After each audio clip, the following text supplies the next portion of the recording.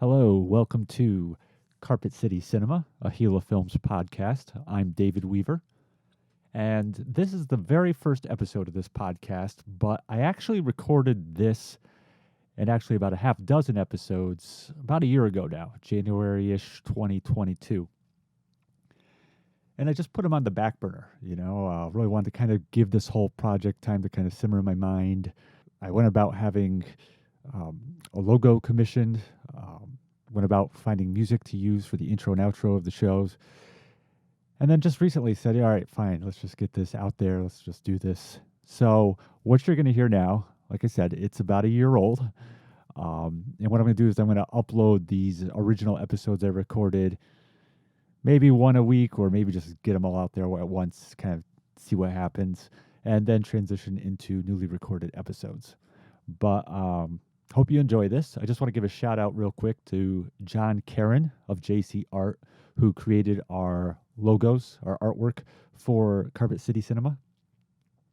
And also to Robert Morris, who allowed me to use the music you're going to hear for the intro and outro tracks for this. So big thank you to both those guys. All right, so you're going to hear a little bit of a repeat when you go into the actual episode because it was the introductory episode. But enjoy. Hope you enjoy. And please, if you have any feedback about the show or any questions you want answered, just reach out to Carpet City Cinema at gila-film.com, or you can get a hold of us on our Facebook page, Carpet City Cinema, and give us a like there and follow us to see what's going on with the podcast. All right, enjoy.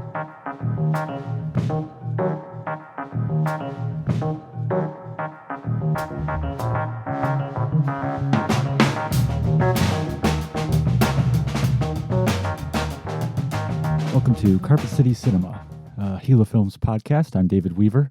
And for those of you who don't know me, which is probably most people in the world, I own a small production company, film production company in upstate New York called Gila Films. We've just released our first feature film, The Last Frankenstein, which I directed and wrote. And also are planning to dabble a little bit in movie restoration. And I wanted to do a podcast for some time, just about film in general, so I could take a deeper dive into movies I've watched recently, keep people up to date on what's going on with Gila Films, talk about what's going on in the film industry in general.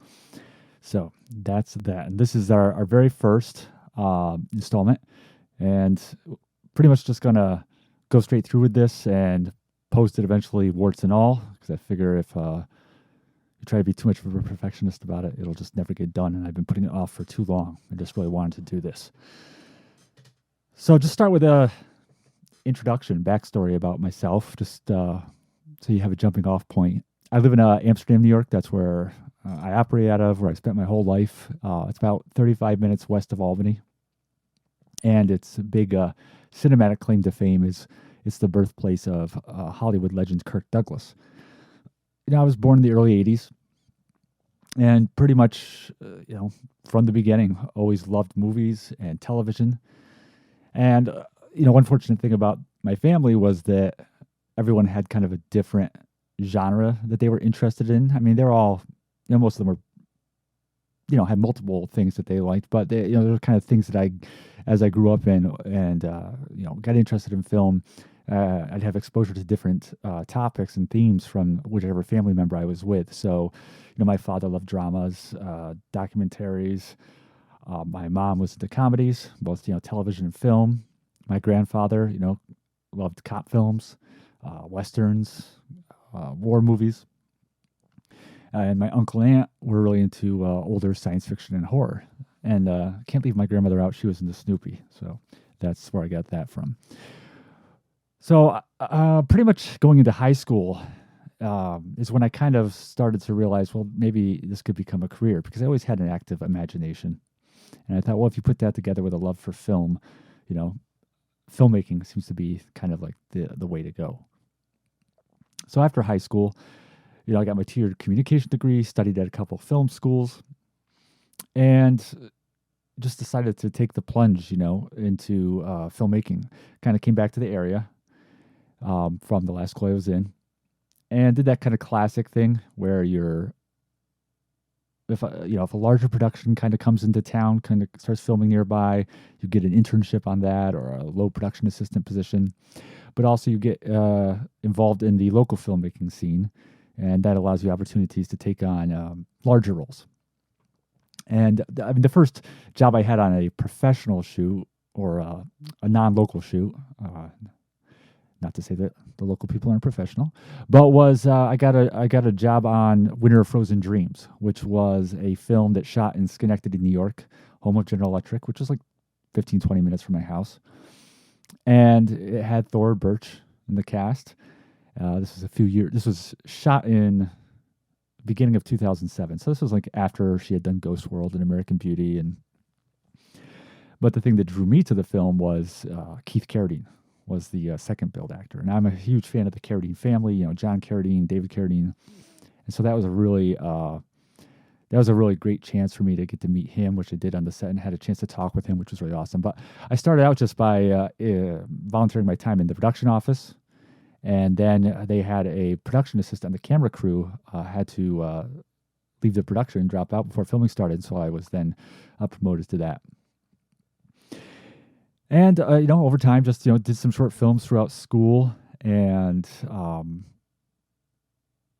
also, it was around this time, I'd already known Jay Leonard, who I mentioned before I had gotten the job on the Thora Birch movie. But we had kind of, just not through any intentional reason, we had kind of lost contact with each other. And so Jay and I reconnected, and he was about to shoot his second feature. He's also a writer-director.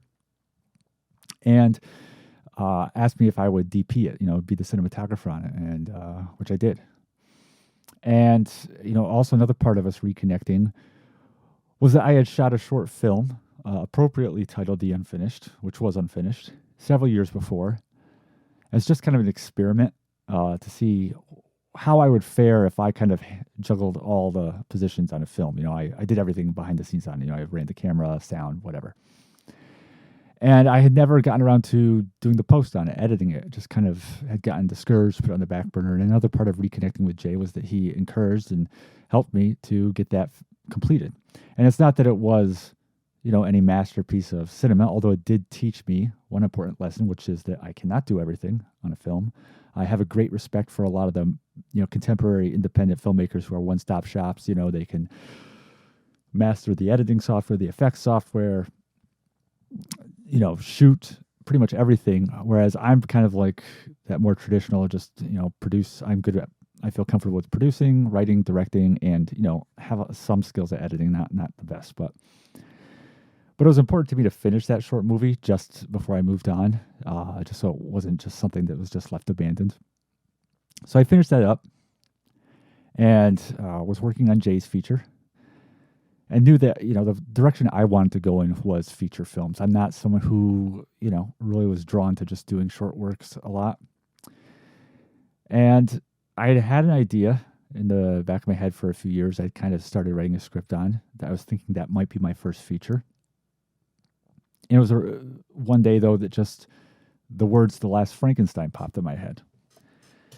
And, I've never been a huge Frankenstein fan, I guess you should back up a little bit there. A lot of people think of me as a big horror fan because I shot this horror movie, and I do love the horror genre, absolutely.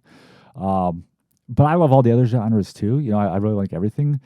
If there's one kind of subset of filmmaking I tell everybody that kind of appeals to me is any film of any genre, any TV show, anything from the late 50s to the mid 80s, because that's kind of like my sweet spot. I feel like, frankly, I should have just lived in that time period. But I do love horror films.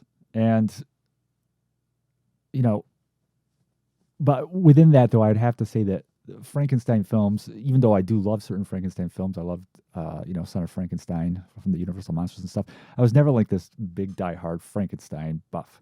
And growing up, I read a lot of the classic horror novels. I read The Phantom of the Opera and Dracula and The Invisible Man. I never read Mary Shelley's Frankenstein.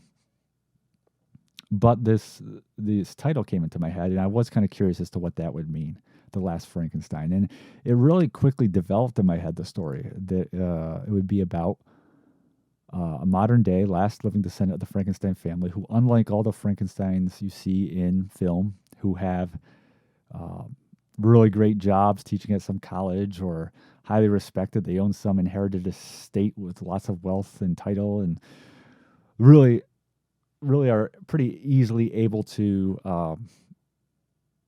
try to work at this, this famed Frankenstein experiment.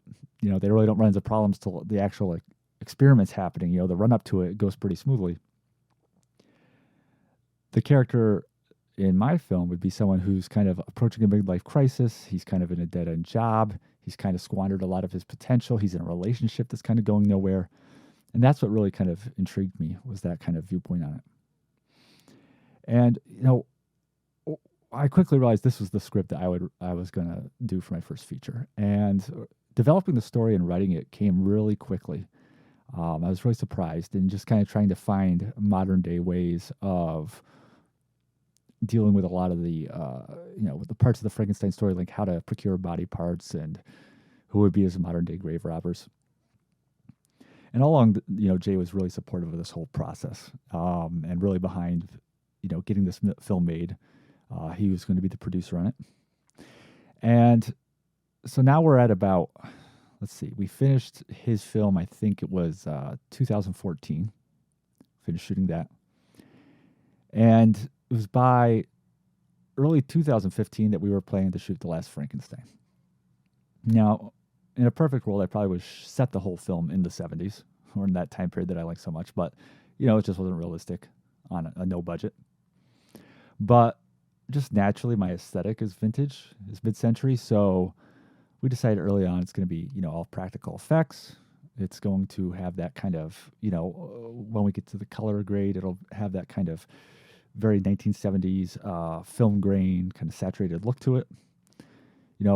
I chose locations specifically that had a very vintage look to them. Offices with wood paneling. We shot a pretty significant scene in a mall in Amsterdam, New York, that was built in like 1980 and hasn't been updated at all. And we were also even fortunate to get a couple actors from, classic cult cinema. Really fortunate. We cast Jim Bolson in a role as a college dean. Jim is probably best known for his role in Strange Behavior, the early 80s horror film. But before that, his first movie was called The Curious Case of the Campus Corpse. And he had guest starred on shows like, V, Matlock. He had played Jughead on the Moose on the after-school specials of Archie Comics. And then the other person we cast as the grandfather in the film, the patriarch of the Frankenstein family seen in flashback, was Robert Dix. And, he's second generation Hollywood. His father was Richard Dix, who was one of the most popular leading men of the 1920s and early 30s. He had gotten an Academy Award nomination, Best Actor for Cimarron. He had been in Cecil B. DeMille's The Ten Commandments. And Bob started his acting career in the 50s as a contract player at MGM. A lot of small roles, supporting roles, most notably his last MGM film, which was Forbidden Planet, the famous science fiction movie in which he played one of the ill-fated crewmen. And then he struck out into, once MGM let go of a lot of their contract players, Bob went off and did, guest shots on TV shows like Gunsmoke. He did a lot of independent films. He was in Samuel Fuller's 40 Guns. And then in the late 60s, he paired up with the famous cult filmmaker Al Adamson and appeared in 5 of his movies, even writing and producing one of them. And had gone into retirement in the early to mid 70s. He, one of his last roles before he retired was the James Bond movie Live and Let Die. And we got a hold of him, and he liked the script and agreed to play the grandfather come out of retirement. So it was great. We had a lot of things going for us in terms of, just really making sure this film looked like it was of that era that I love so much. So we shot the movie. Well, first we did a Kickstarter campaign to get what we thought was going to be our entire budget, which was unrealistic completely. But we did have a successful Kickstarter run, which was great to get that kind of that seed money to get us off the ground. Really had great support from our Kickstarter backers. And we started filming in June 2015. Shot a couple days in June and July. 7 straight weekends from July to August. We did a couple of pickup days throughout the early fall. Shot a big flashback scene over a couple weekends in November. Picked up Bob scenes in December, some insert shots in January, and we were done with shooting.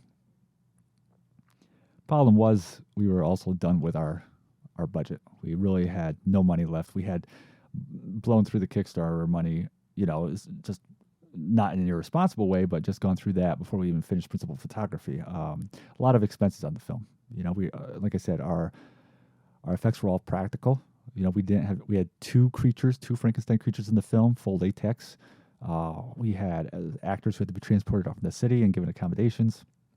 Our veteran actors coming out from the West Coast, food. So, we had gone through all our funds.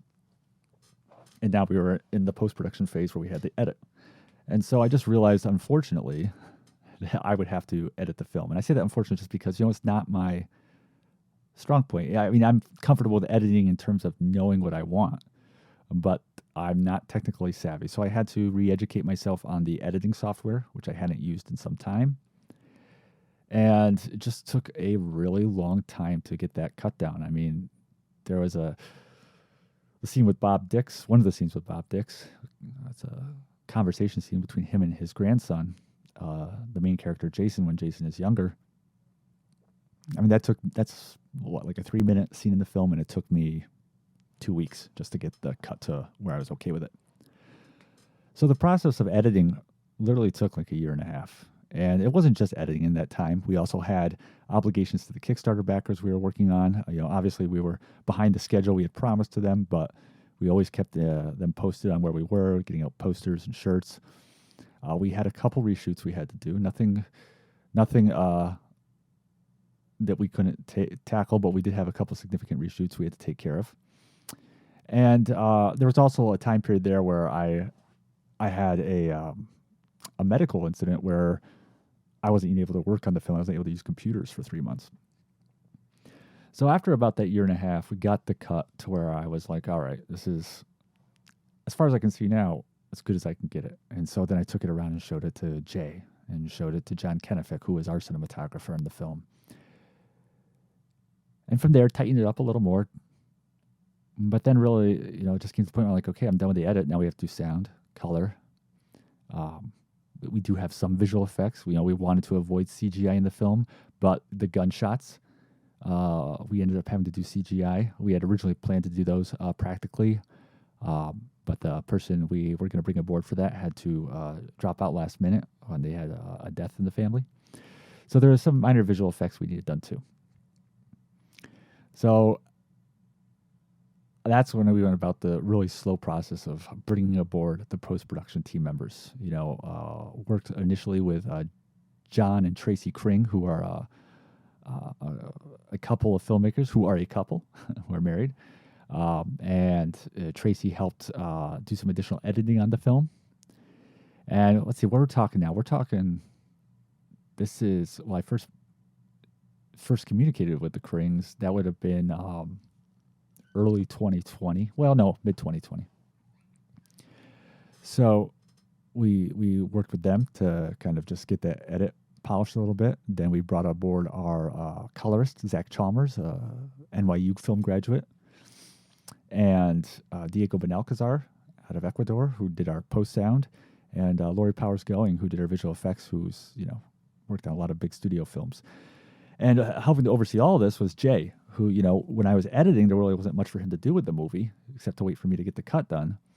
But now it was like all hands on deck. And, sadly, unfortunately, Jay had the time to do this to kind of help oversee the post-production process, because by this time, COVID, which is still going on as of the recording of this podcast, was happening.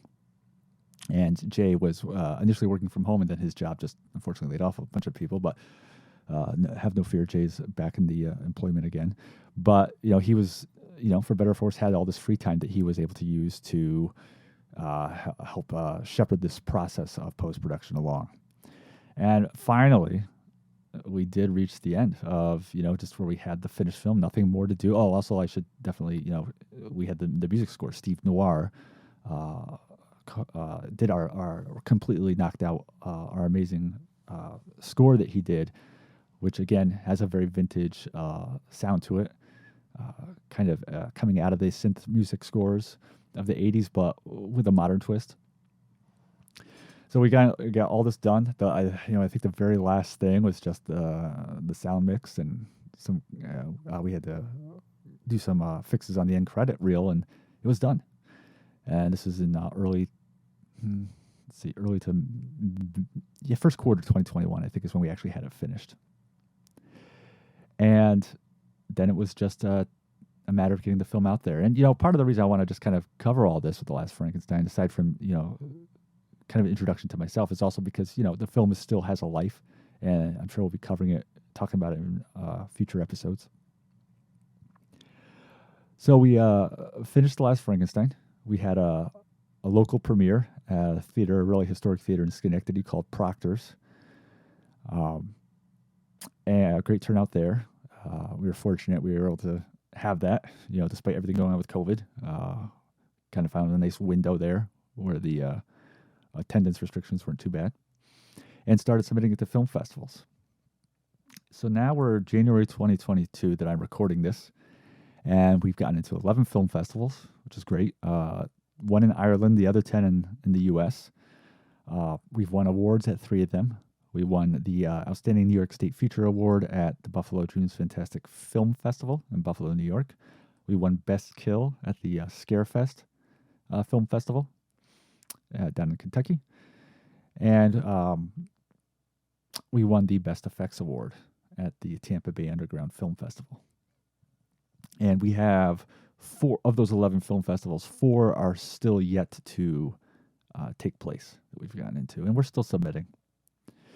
And plans for the film are just kind of let's see what continues to happen with the film festival. See if we get any good distribution offers, and if not, then we'll just self-distribute. We will, release it through streaming and DVD and Blu-ray ourselves.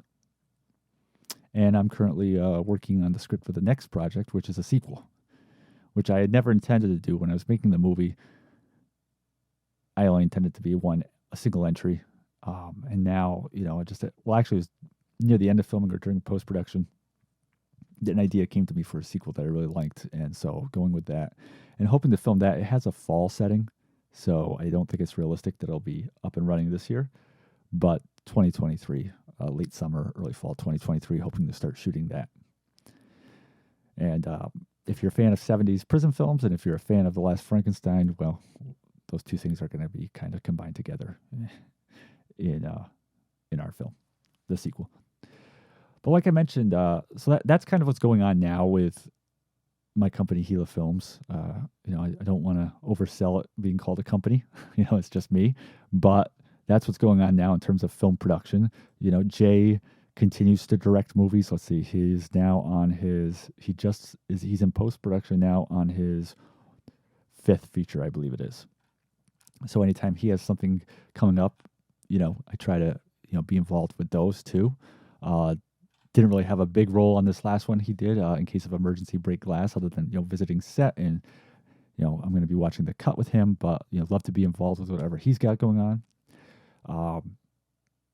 And a couple other things that might be happening in terms of film production with Gila Films. But like I mentioned earlier, also film restoration. So I'm a huge fan of, very, very deeply interested in the whole process of licensing films, restoring them, getting them released on Blu-ray. And, the reason is because this represents a great opportunity now that we have with physical media, with Blu-rays and DVDs, well, basically Blu-rays now, to not only preserve and give the best visual and audio presentation to movies, but also to kind of solidify their history. I mean, you could take a movie. I'm trying to think of a good example. I mean, all right, this is a really easy example. Suspiria, everyone, the famous Italian horror movie directed by Dario Argento. And Synapse, which is a Blu-ray label, recently put that on, UHD, 4K. And they did what is easily the definitive film restoration of that movie. It took them forever. in terms of just working with the audio and film elements. And it's highly regarded as one of the best restorations, especially of horror films of recent.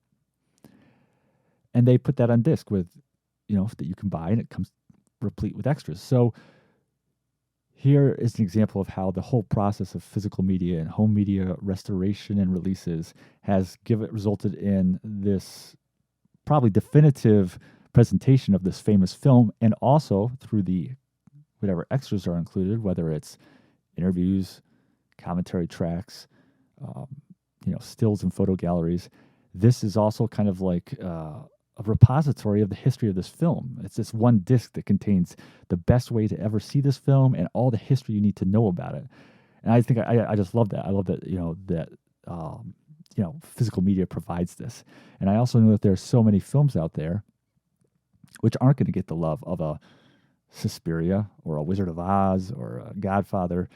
To be fair, a lot of the home media labels out there now, a lot of the physical media labels, which if you're a casual buyer of movies, you might not be familiar with, but the collectors know, companies like Vinegar Syndrome and Severin, Kino Lorber, they've done some pretty deep dives and found some really obscure stuff, and that's awesome.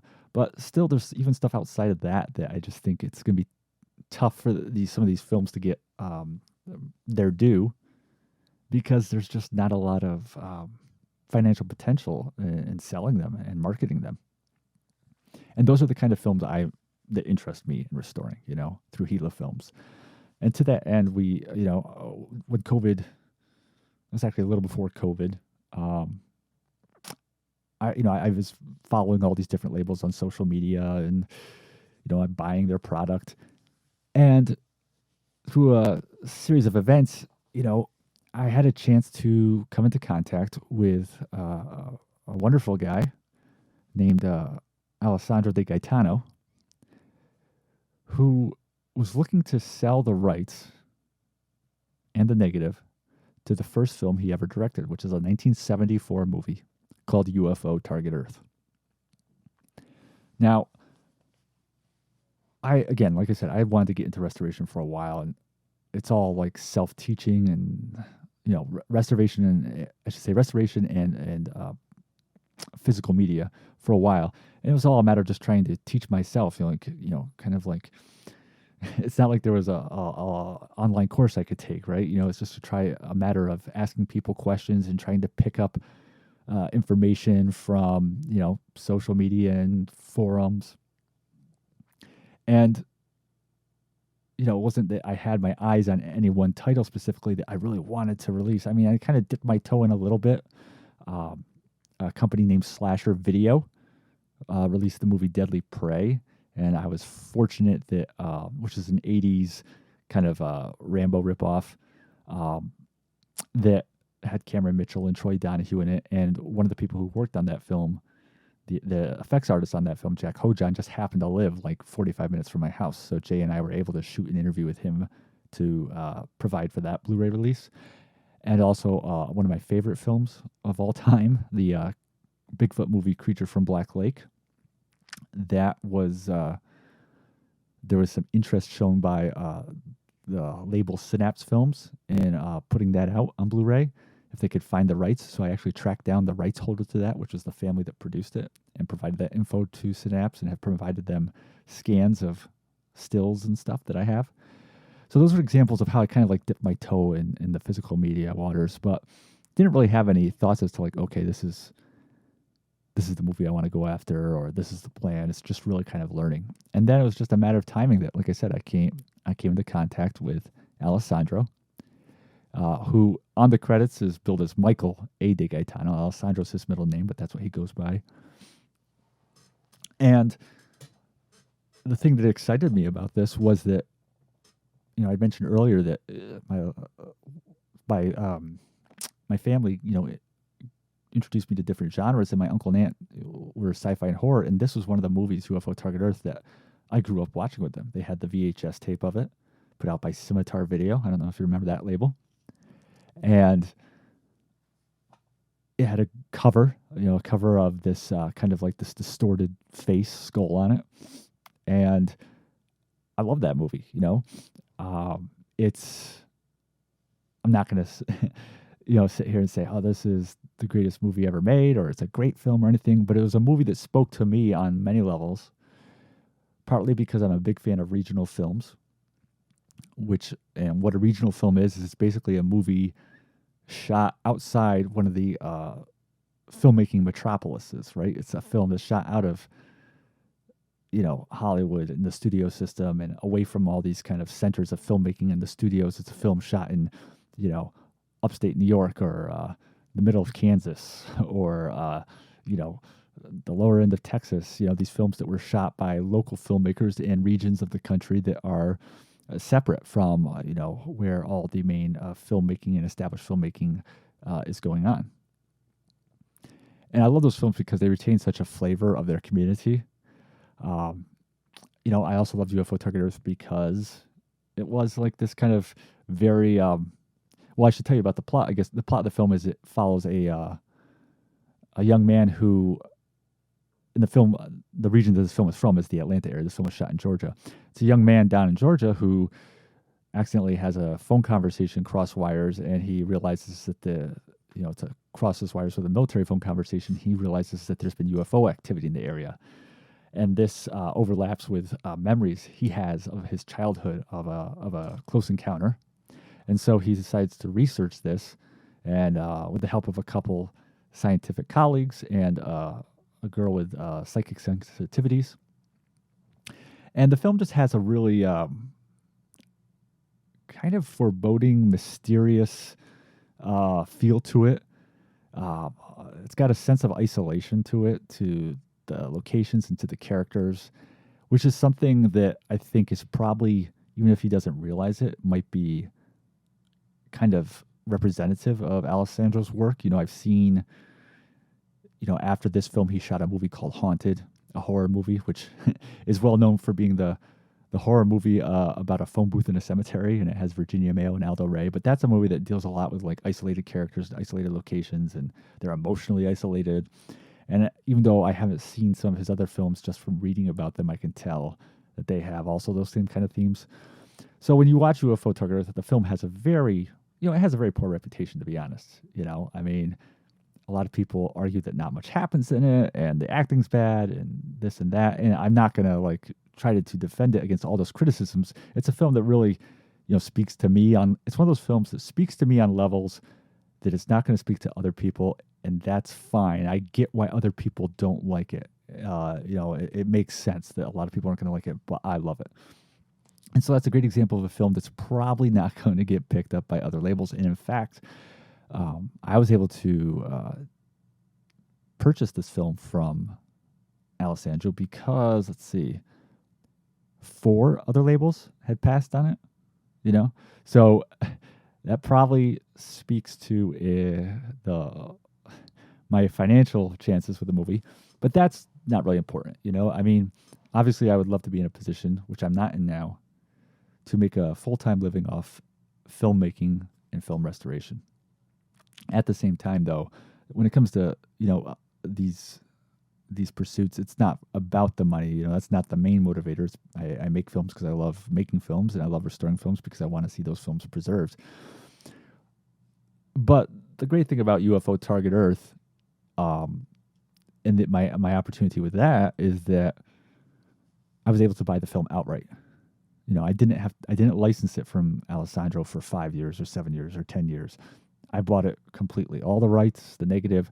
So that would, which made sense for my first film, because that would give me the chance to kind of learn this process of restoring the movie and getting it scanned in high def and, producing extras for it, at kind of a little bit more of a leisurely pace, because, I didn't have a clock running against me. So where is that now? Where is that process now? Well, Last Frankenstein has kind of taken front and center with Gila Films, especially financially. But now that we're kind of turning a corner with that, I'm looking forward to getting work done on UFO Target Earth. I had hoped to have it out last year, just to get Last Frankenstein across the finish line, the Franken line.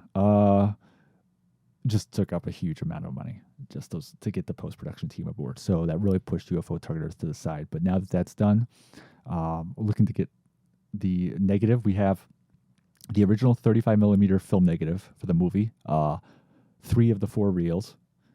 And then the 4th reel, we have a different film element of that from 35 millimeter. So the entire thing is going to be transferred from pretty much original elements. We're going to do a 4K transfer on it, which I've been told is insane by at least one person to go to that extent. But again, we're talking about preserving this film forever. I say, why not? The Alessandro is totally on board to be involved with the extras, to do a commentary track. And there's a couple of the cast and crew that I've tracked down that we're looking to hopefully get involved. And as I've talked with Alessandro, we've had a number of phone calls about the movie and talking about his other movies. And probably the movie most people know him for is he directed a movie called Project Metal Beast in the 80s. But really lots of interesting, it's crazy, this movie UFO Target Earth was this low-budget film shot in Georgia that most people have forgotten. In fact, the VHS release that I talked about earlier was the only legitimate release this film's ever had. I mean, there's bootleg DVDs, it was up on YouTube, stuff like that. But that was the only time it was ever legitimately released. And so in many ways it's kind of a forgotten film. Not totally, but it's not really well known. But then you start learning about it and all these interesting facts come out just from talking to Alessandro. For example, that the music score to the movie, because a little bit about Alessandro, his background prior to making this movie is he had worked in film distribution. He had worked for Cinerama. He had worked in the theater in New York City. So even though he isn't by himself necessarily a well-known person, he's like, and this happens in the industry, you might not be well-known, but you know everybody else. And so the music score for UFO Target Earth, it's not credited, but it was actually done by the association, who did the song Windy. A couple of the cast members in the film, I had no idea. The main military actor and the character in the film is played by Brooks Clift, who is Montgomery Clift's brother, the famous Montgomery Clift actor. Another character in the film, a professor at a college, is played by Phil Erickson, and I didn't realize who Phil Erickson was. Phil Erickson was Dick Van Dyke's original comedy team partner. They had a comedy team prior to Dick Van Dyke getting the Dick Van Dyke Show, and Phil Erickson just happened to be living in the Atlanta area when UFO Target Earth was shot and got that role. So it's lots of little interesting things and other stuff that we're going to include in the extras when that gets done. So when's this going to happen? I'm hoping we'll get the scan started, the transfer started middle of this year, and from there it'll be a pretty quick process. I mean, it's a 6-week turnaround just to get that done, and we'll be working on the extras and whatnot too. So that hopefully this will be out by the end of the year. And there's some other movies I'm interested in trying to acquire because I just have a feeling no one else is going to want them. But we'll see. We'll see where that goes. So Gila Films, film restoration, filmmaking, podcasting now with this. And I probably should have said this a while ago. Why is it called the Carpet City Cinema Podcast? Carpet City is the nickname for Amsterdam, New York, where I live. We were at one time the #1 carpet producing, rug making city in the country.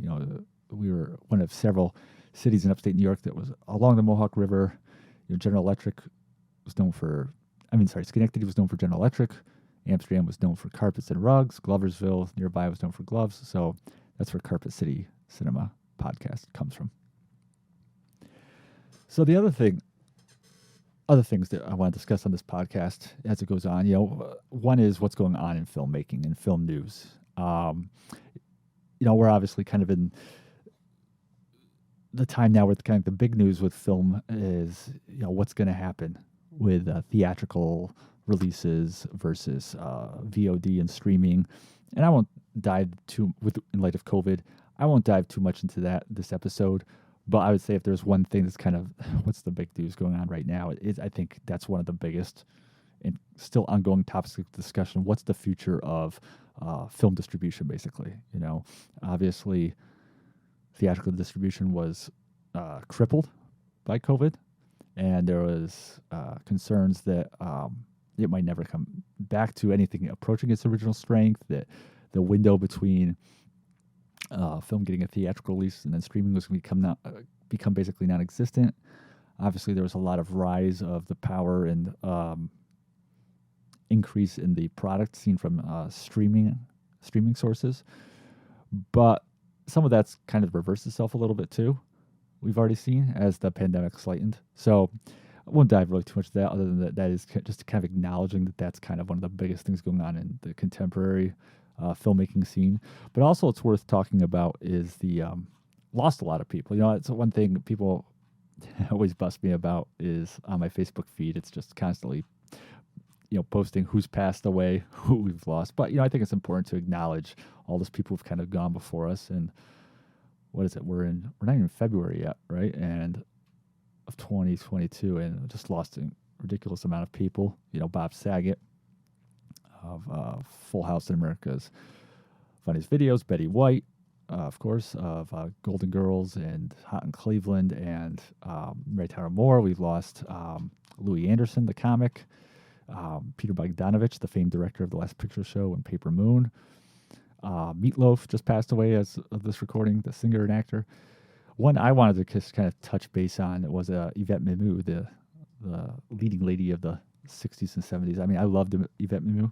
It's just beautiful, but, you know, gorgeous woman, but also, you know, also a talented actress who kind of came on the scene. I started late 50s, but really kind of hit it in the 60s with films like The Time Machine and Where the Boys Are, Light in the Piazza, Toys in the Attic with Dean Martin. Into the 70s, she was still, you know, headlining feature films, you know, maybe a little bit more genre stuff, but, you know, fun movies like Skyjacked and The Black Hole. She was in Jackson County Jail. She was in one of my favorite 70s TV movies, Snow Beast, which is the made-for-TV Yeti movie with Clint Walker and Robert Logan and Bo Svensson, which, strangely enough, there was a guy on eBay, or a girl, I don't know, the person on eBay, who was selling off old contracts from films, and I bought a couple from him, and was able to purchase the Yvette Mimieux's signed contract with Douglas Kramer Productions for Snow Beast, which is pretty wild.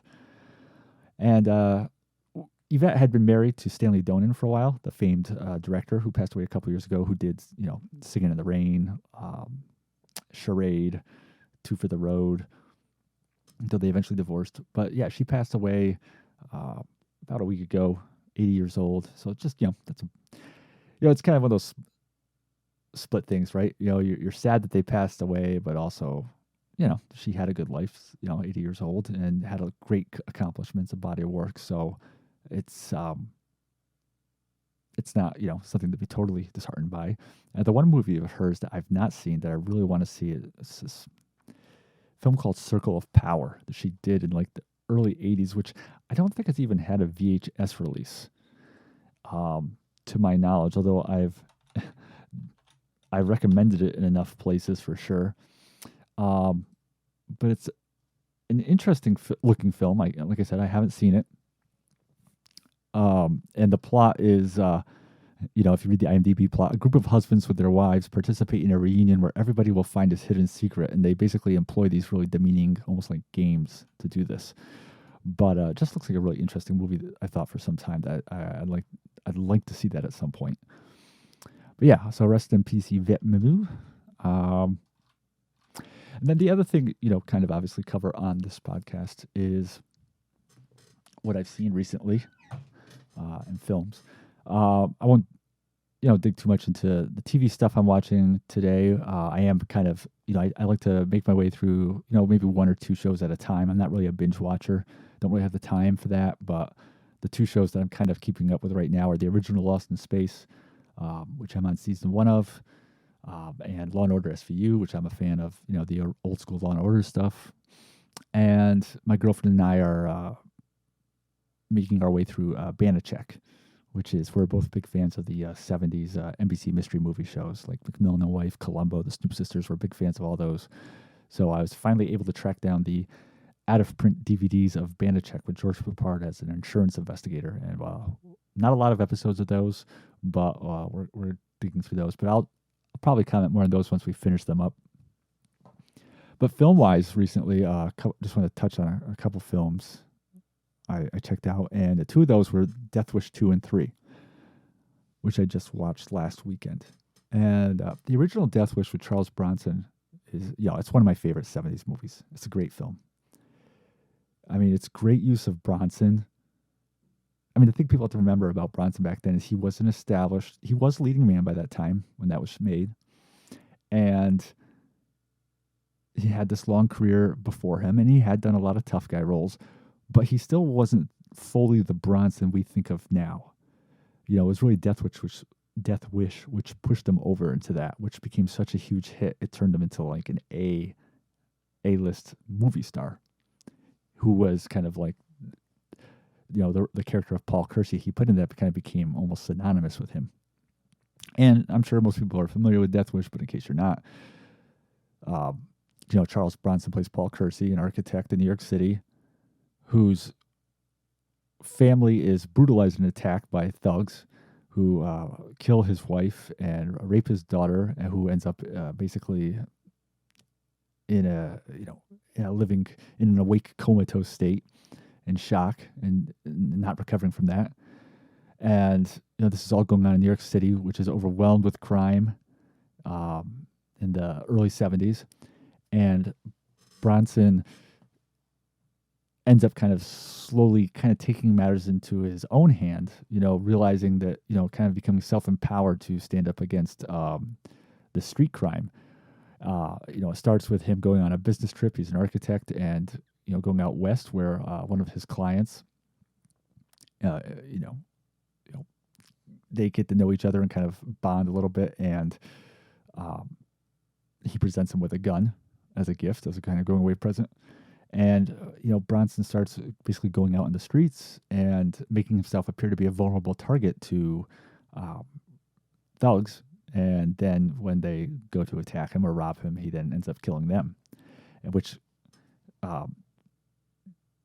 frustrates the police, of course, because they have a vigilante they have to deal with, but excites the populace because they finally are seeing someone stand up against the crime going on. So the movie's it's a great film, though. It's incredibly well shot, great cinematography, good score by Herbie Hancock. Bronson, like I said, perfectly used. Great sense of location and time, like so many 70s New York City movies, like The French Connection, and you just feel like you're right there. And it's also just like a great exploration of that whole story. It's, because of the Death Wish sequels, I think there's a kind of tendency sometimes to just dismiss them as these just revenge action movies.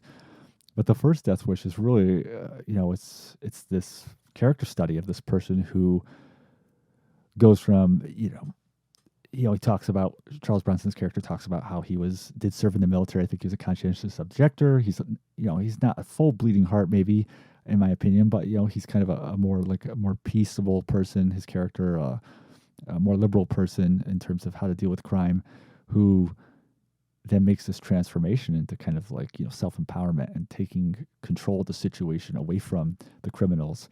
And it's just a really great exploration of that character and that situation and the changes that character makes. My only big gripe with the film is the whole way that they deal with the police presence. Vincent Gardenia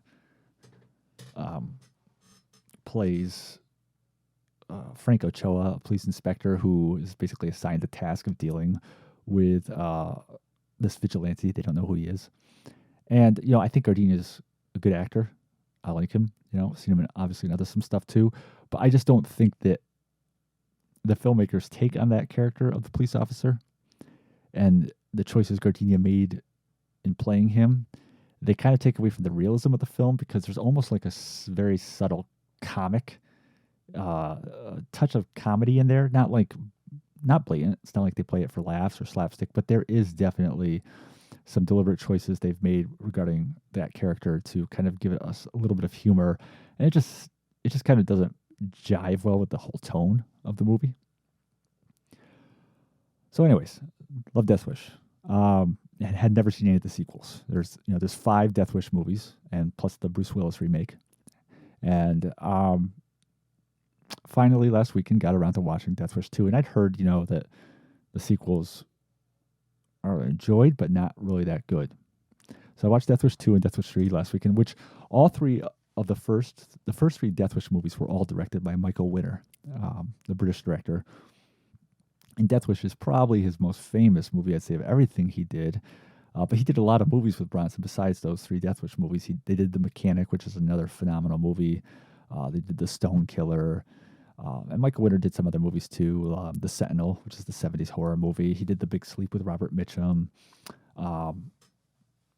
And basically what happened, I guess, was Death Wish. So the original Death Wish was produced at Paramount. But Death Wish 2 would become a Canon film. And of course, everyone's familiar with Canon's reputation. It was a company that existed as early as the late 60s, early 70s, but by this time had been taken over by Golan and Globus, Menachem Golan and Yoram Globus, who were Israeli cousins who basically took over the company and turned it into like an not ultra low budget, but like a respectably B level budget powerhouse of action movies and horror movies, and eventually ran the company into the ground. And so they were looking at doing a Death Wish 2. The project eventually was no longer, the Death Wish intellectual property was now had found its way to Canon Films, and they wanted to make a sequel with Charles Bronson, and Bronson wanted to work with Michael Winner on the sequel. He insisted, and Winner hadn't had a successful film in some time, so they did Death Wish 2. So the film starts out, and I should, when we talk about films on the podcast, I am total spoiler. I'll just totally, not gonna, I'll just probably mention spoilers throughout. But Death Wish 2 finds Bronson's character living in L.A. because the famous ending of the original Death Wish is that he's wounded in a shootout with, a criminal, and the police come across him, and Vincent Gardenia's character, Ochoa, basically tells him, get out of town. We're not going to arrest you. We're not going to turn you into a martyr for the vigilante cause, but we don't want you in New York City. And the film ends with him transferring his job to Chicago. And, the famous and very deservedly so last shot of the original Death Wish is Bronson arriving in Chicago at like a train station. I think it's a train station. And as he's meeting with the member of the business that he's working for, he witnesses some hoods, harassing a woman, and he goes to help her pick up her belongings that they've knocked out of her hands. And as the criminals look back at him and kind of make fun of him for being a good Samaritan, he, points his finger at them and smiles and points it as a gun, and the film just freeze frames there, which is a great ending. But we pick up in the sequel, and now Bronson's relocated to L.A. He's still working as an architect. His daughter has not really improved significantly, though he's brought her out there with him. And she's at a home where she's trying to get taken care of. And he's dating a newswoman played by his Bronson's real life wife, Jill Ireland, who appeared in a number of movies with Bronson. And of course, as is the Death Wish style, a group of irredeemable thugs and cretins break into his house. They knock him out. They rape and kill his housekeeper, Bronson's housekeeper, and they abduct and rape and eventually cause the death of his daughter. And so Bronson in Death Wish 2, to sum up the plot, is that he goes into vigilante mode again, although whereas in the original Death Wish he was kind of, tackling the issue of crime at large and kind of just empowering himself, like I said, to kind of go out and to deal with this kind of like unsolvable crime element. In this film, he's actually more directly trying to track down the specific group of 5 criminals who killed his housekeeper and his daughter. And so he goes out into the slums of LA and starts that process of tracking them down. So my thoughts on the film, I mean, it's a pretty big come down from Death Wish, to be fair. I mean, I was not bored. It's an enjoyable film. It's entertaining. But yeah, it's a significant step down.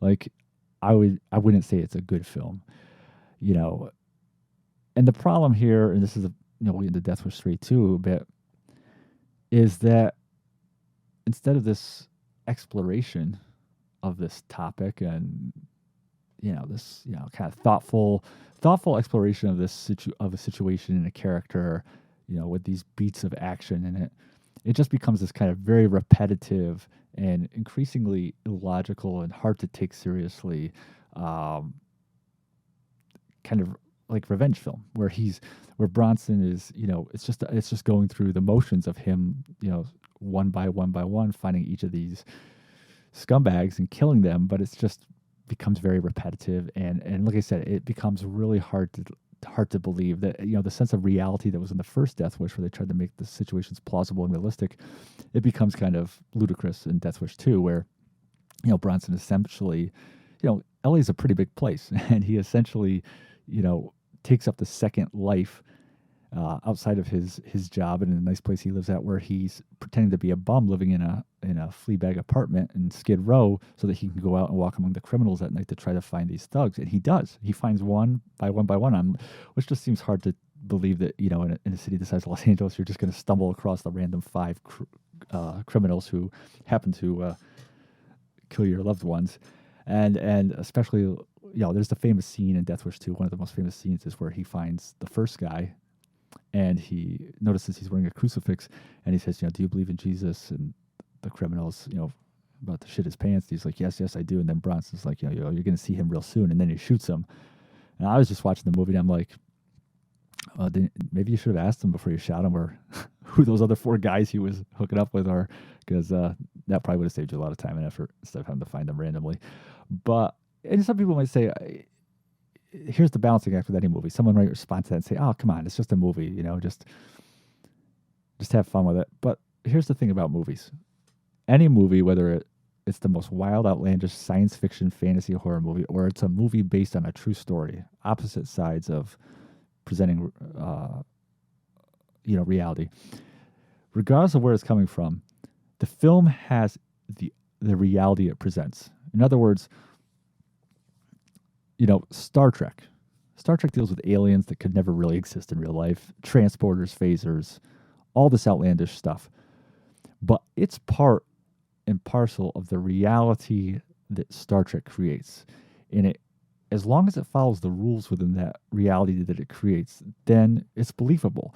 There's a transporter in Star Trek that allows people to beam down from ships to planets. Saves a lot of time on filmmaking. You don't have to actually show them flying down in a smaller ship. And even though the transporter is fictional, it would never exist. You buy it.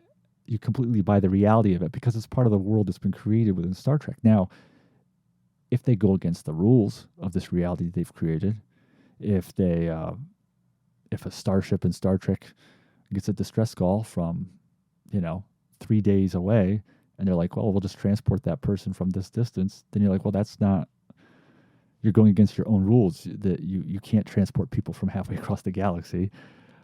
So that's the thing. And this goes for films, like I said, based on true stories too, because even films based on true stories are never going to be 100% accurate. You create a world in the film, and that world has ground rules, and then you have to stick to the ground rules, regardless of whether that film is based on reality or fantasy. And Death Wish, obviously, though not based on a true story, it's set in the real world, and it has ground rules. And so when you have a character who's going through, trying to find these people who killed his family, and they are located in one of the most densely populated parts of America, and he's just randomly coming across them without really any effort. And when he has opportunities to make this job of tracking them down, which is his sole reason for existing right now. Paul Kersey, the character, his sole reason for existing in Death Wish 2 is to take revenge on these people who killed his family. He's not really so much trying to, strike some bigger vigilante cause. He's trying to take revenge on these attackers. When he has an opportunity to make this a lot easier, he doesn't even take it up. You found the first guy, maybe ask him who the other four guys are and where they are. So you have this kind of, repetitive track a guy down, kill him, track a guy down, kill him, track a guy down, kill him. That becomes increasingly unrealistic. So that's a big part of the problem I have with Death Wish 2.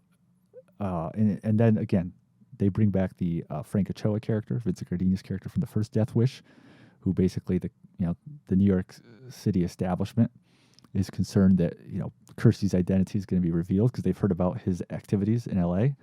and that it's going to make them liable. So they send Frank Ochoa out there to deal with that. And again, it's kind of some of the same issues. He's playing the same character the same way. So again, those issues I had with that character in the first movie are still here in the second movie. There's an interesting aspect of Death Wish 2, which is but it doesn't explore it really that much, is the effect that Bronson's actions are having on his relationship with Jill Ireland, because basically he's spending all his time either working as an architect or trying to track down these thugs. So it's causing some distance between him and Jill Ireland, who just is constantly trying to get a hold of him and talk to him and wants to move on the relationship. But they really just use that as kind of like, it's an interesting idea to see how revenge would affect him and the character of Paul Kersey in a new relationship. I think that's something that would be really interesting to explore and go more in depth. But instead, their whole use of that story element is basically, it's just kind of like a time filler. It's like, okay, let's have a scene of her picking up the phone, calling him, he doesn't answer, and that's that. And let's have another scene of, there's a couple scenes I think where it's just Jill Ireland trying to call Charles Bronson and he's not at home because he's out killing people. And then at the end, near the end of the movie, like I said, spoilers, there comes a moment where she realizes what he's been up to and it destroys their relationship. But, that's something that should have been more deeply explored, I feel like, throughout the theme of that and the topic of that throughout the film. The music for Death Wish 2 and 3 is by Jimmy Page of Led Zeppelin, who I guess was neighbors with Michael Winner.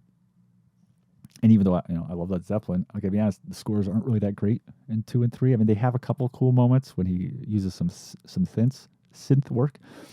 But, Herbie Hancock's score for the first Death Wish was, really strong, and this is definitely a come down.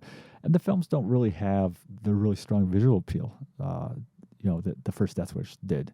I believe that Death Wish 2 had 2 cinematographers, and if I'm not mistaken, one of them was the cinematographer on the first Death Wish, but I don't know why, but because I started listening to the audio commentary on, oh no, that's incorrect. I totally misspoke. One of the, Death Wish 2 had 2 cinematographers, and one of them was Richard Klein, who is a really good cinematographer, but there was a second DP on Death Wish 2 who apparently Klein left at some point. I haven't gotten to the part in the audio commentary where they talk about that, why. But even though Klein was involved, the film doesn't really have a great visual look, so I don't know how early he left. They did not work on the first Death Wish. That was shot by Arthur Ornitz. But the visual look of Death Wish 2, although it's better than 3, it's still, again, it's really not that aesthetically appealing. And that's not because, I wouldn't want anyone to take that the wrong way. Obviously, it's set in a lot of grungy locations and stuff, and that's fine. There's a way to shoot that and make that look good, but it just looks kind of bland. And then even like the use of the daughter in the second film, Kersey's daughter. I mean, again, I just feel like she's just kind of like window dressing, like, oh, we got to have someone here to get raped and killed so that we can have like a reason for Bronson to go on revenge. And it's not like she's, even though realistically her character wouldn't have much to do because of the condition she's in, I feel like the presentation of her is not even as a character, as more than just like almost like a plot device. So saying all this, again, it's still an interesting film to watch. It's still enjoyable to watch. You're not bored. But it's not the film that the first one was in terms of quality. It does not live up to the promise that the sequel to Death Wish should have, which there is room for a Death Wish sequel that could be good. I think there's lots of places they could have gone with that. And I think they instead kind of took a by the numbers, shoot 'em up revenge approach with Death Wish 2, which is unfortunate. And so then Death Wish 3, again, directed by Michael Winner. I mean, the gist behind Death Wish 3 is that now Bronson moves back to New York City again to be with a friend. And this friend that he's going back to visit lives in a crime-ridden neighborhood that basically the police cannot get under control. There's a gang there that's basically run over by a guy named Straker, who's played by Gavin O'Herlihy, who's best known as best remembered probably for playing the original Chuck Cunningham on Happy Days, and he was in Superman 3 and Willow. And he runs a gang that's just running rampant in this one neighborhood in New York City, and all the good citizens are being terrorized, and Bronson arrives there just in time to find his friend that he came to see murdered, die from being attacked by this gang. And so Bronson, again, now decides to do what he does so well, to take back the streets from these thugs. And the police this time around, Ed Lauder's in the film, the great character actor Ed Lauder. He plays the local police supervisor who basically wants Bronson to do what he does, and he'll try to kind of cover for him as long as Bronson stays in contact with him and kind of keeps him up to date on stuff, because he just wants this problem solved. And so Death Wish 3 is it's definitely improvement upon Death Wish 2, kind of for the wrong reasons though, because basically what Death Wish 3 did is it's like, we're going to take the implausibilities of Death Wish 2 and the shoot 'em up attitude of Death Wish 2, and we're going to kind of put that on steroids. Instead of going back to the realism of Death Wish 1, we're just going to push the problems of Death Wish 2 even further, but now we're going to push it to the point where it's entertainment. I mean, Death Wish 3, it's like, it's not that you can't tell that it was directed by the same director as Death Wish 2, but it's like, you feel like it's the same mind, but on like crack or something. I mean, and it makes it much more entertaining, even though it's, again, you're not going to sit there and say, oh, Death Wish 3, that's a good movie. But it's definitely a lot of enjoyment in the movie. I mean, the plot is ludicrous. I mean, it's just beyond, it's one of those plots that's so stupid and unrealistic that you just zone out the plot at some point. You just check out the plot and you stop even trying to make any sense of it. I mean, so the idea is that, Bronson arrives and, like I said, he finds his friend dying and and the way he comes into contact with Ed Lauder's police officer character is that he gets arrested initially. They think he killed his friend. And Ed Lauder, of course, in jail, Ed Lauder recognizes him as Paul Kersey and just takes him aside and says, you got two choices. You can either go do your vigilante thing and report to me, or I'm going to bury you in the prison system so far, they'll never find you, which is just ludicrous. It's a ludicrous, again, it's just such an extremely ludicrous, even in the early 1980s where the penal system and the legal system was in the early 1980s in New York City. That would never happen. Bronson, he had nothing. It's laughable that that's the leverage he's using on Bronson. Again, this people might say, oh, it's just a movie, enjoy it. But again, it goes back to the ground rules. We're supposed to believe that this character of Ed Lauder's police officer has some kind of leverage to force Bronson into this situation, but the leverage he's talking about is just completely non-existent, and it's such a transparently stupid thing for him to do that, again, like I said, you just check out. It's not even like somewhat implausible. It's just like beyond ridiculous. And the strange thing is, like, they don't really even explore it that much, because Bronson's reaction is basically like, yeah, I'll go out and kill people, whatever about you, though. I don't really care about you. And there's only like, until you get, there's a couple of moments throughout the movie where Bronson and Lauder kind of cross paths, but like, it's almost kind of like it's like they started filming Death Wish 3 and they wrote the scene where Lauder threatens Bronson to be his personal vigilante. And then there's like someone at a staff meeting was like, that doesn't make any sense. Bronson wouldn't care, and there's really no threat there. And they're like, oh yeah, all right, let's forget about that then for the rest of the movie. We're not going to write out that scene where he makes the threat, but we're not going to really address it anymore until we need Ed Lauder's character to show up again, I guess. It's just really ridiculous. But again, to Death Wish 3's benefit, is that kind of attitude of like, whatever, we're going to just go crazy with this, that kind of makes it more entertaining. As things progress in the film, Bronson's character basically begins a relationship with a public defender played by Deborah Raffin, who, of course, means she's got to die, and that galvanizes Bronson further. And as Bronson's dealing with the criminal element in the city, he really goes to some extreme lengths to arm himself. He even gets a P.O. box and has a rocket launcher sent to it, which, of course, that's how you do things in an 80s canon film. You get a rocket launcher to your P.O. mailbox. And he finds out that his friend who died at the beginning of the movie has some weapons left over that he had taken as kind of like souvenirs from their time in the military together. And it's not just like it's like a couple rifles he's got or a bayonet. It's like, a huge tripod-based machine gun, two of them, needless to say. So it's just like that kind of like, we're gonna hit for the bleachers kind of attitude of like, of presenting the story that does make it at least more entertaining. This entry. And there's just like lots of little things which are just ridiculously funny. There's a scene, the famous scene that doesn't turn into a GIF or GIF, whichever how you pronounce that, of Bronson beating up a thug, and a little boy in the neighborhood says, "All right," and pumps his fist at Bronson. Bronson turns around and pumps his fist back. It's great. It's a lot of fun. There's a lot of fun scenes in this movie, and it just of course ends with complete mayhem. I mean, it's again though, it's almost like comic book level. I mean, and the idea that the police couldn't get this problem under better control without Bronson is ludicrous. The way in which just the degree to which people are shooting at each other without trying even to take cover. I mean, there's so much about this movie which is just like it operates in like an alternate universe of complete unrealism. But like I said, it's a lot more fun than Death Wish 2 was. It has that fun sense to it.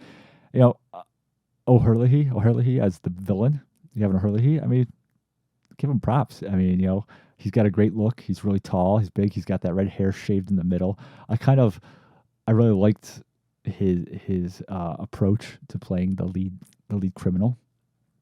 And that's it's an interesting thing about the Death Wish films is they all have really interesting supporting casts and lots of familiar faces before they became famous. Like the original Death Wish, it was, Paul Kersey's wife was played by Hope Lange, who is, an Academy Award nominated actress from the 50s and 60s. She'd been in Peyton Place and, Bus Stop, and had starred on The Ghost of Mrs. Muir. And it was just kind of an interesting choice to play his wife. It was kind of like, I guess maybe a little bit leaning into that girl next door kind of thing. And of course, lots of early roles in Death Wish from, Christopher Guest shows up in it, Lawrence Hilton Jacobs. It's Jeff Goldblum's first movie. He plays one of the thugs who attacks Bronson's family. You get to Death Wish 2, you got Lawrence Fishburne in a really early role, and he has as one of the thugs, and he does have a great death scene. And, Tony Franciosa, who's an actor I love, who unfortunately, he plays the police commissioner in Death Wish 2, unfortunately completely underutilized. And then you get to Death Wish 3, and you got, Alex Winter is one of the thugs, Bill from the Bill and Ted movies, and Marina Sirtis, Deanna Troi from Star Trek The Next Generation is one of the local citizens who lives in this troubled neighborhood and who ends up getting the requisite Death Wish rape and murder happen to her. But yeah, I mean, props to O'Herlihy and to these casts that they managed to round up for these movies. But yeah, so to Death Wish 3, this was Winter's last hurrah in the film franchise, which he had first helped to launch. And it's kind of like he's just like, whatever, let's go all out. So I could definitely more recommend that as insane as the movie is. So that's Death Wish 2 and 3. And like I said, Jimmy Page did 3, scored 2 as well. And stick to Led Zeppelin, I guess, when it comes to Jimmy Page, not so much his scores. But so hoping to check out Death Wish 4 and 5. I'm hoping to get those in soon and check those out. But yeah, I think that probably about wraps it up for this first episode again, warts and all. So I hope you enjoyed it, the first episode of Carpet City Cinema. Probably going to record like 5 or 6 of these, post them up, get a Facebook page going, get a link on our website.